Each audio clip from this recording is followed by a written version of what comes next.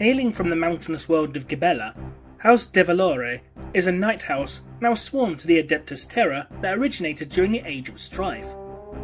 In the middle of the forced isolation that many human colonies had to endure during such chaotic periods, the Gibellian government fell into anarchy, and after several years of lawless war, was reorganised into an unstable and caste-based feudal system, where an individual's place in the social pyramid was obtained only by birthright, although with rare exception.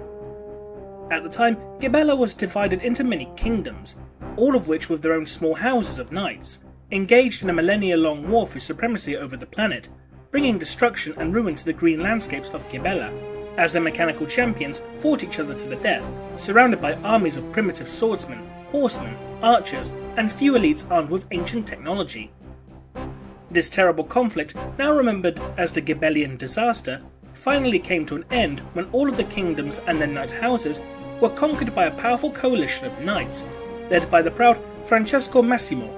patriarch of a small but famed house known as House DeValore.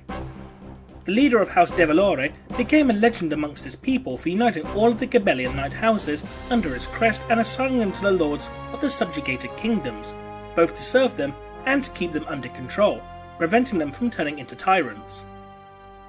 The achievement of peace, unseen on Gibella for thousands of years, brought forth a new age of prosperity for the inhabitants of the planet, ensuring the people's loyalty to House DeValore and cementing a cryptic and unofficial power over the entire world.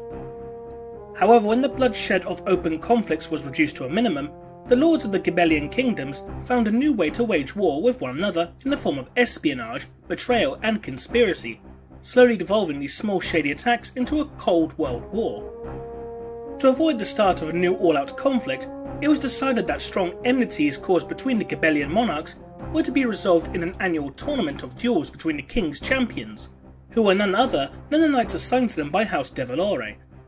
During this tournament, the metallic giants of the kingdoms would challenge one another and settle their lords' grudges in a more ordered and less destructive manner, making these duels the perfect training ground for the Knights of Gibella. The world was eventually discovered and integrated into the Imperium of Man, but only in the last years of the Great Crusade,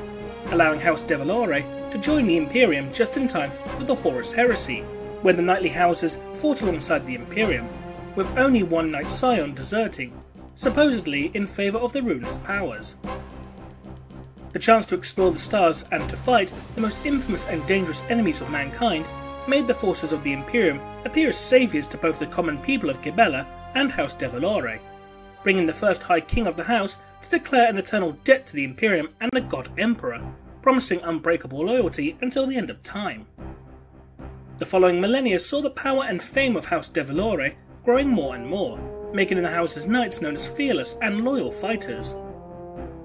In particular, the knightly house formed a solid friendship with the near world of Dieppe III, after numerous battles fought alongside the Diepan mountain men, the planetary defence force native to the planet. The bond shared with the men of Dieppe III became so strong that Baron Mario Alberto DeValore even offered his firstborn daughter in marriage to the company commander, Ruggero Cavalieri of the Diepan mountain men, inviting him to take the name of DeValore and joining the knightly house.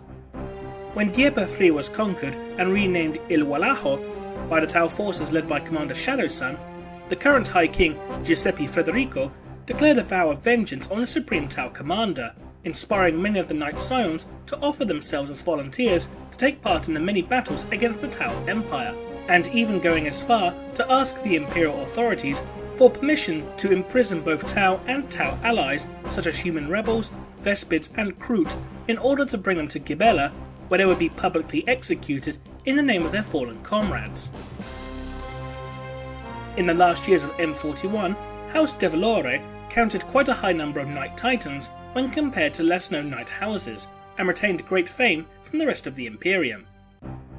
Yet the far too aggressive attitude of the Knights towards their enemies has left House DeValore somewhat weakened, the most grave loss being the recent death of the previous High King, Giuseppe Federico, by the hands of Commander Shadowsun herself.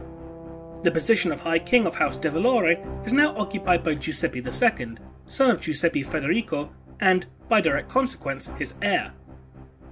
And while none dares challenge his right to the title, many believe him to be far too young and inexperienced to properly guide the house.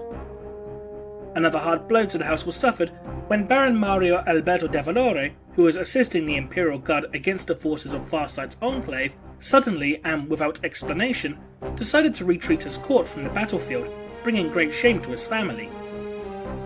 Nonetheless, House DeValore still represents more of a challenge for the enemies of mankind, and a powerful ally for the forces of the Imperium of Man, as any knight from the house aspires to become legend and uphold the motto of the house, which in Gibellan dialect translates to "We are either all heroes or all corpses."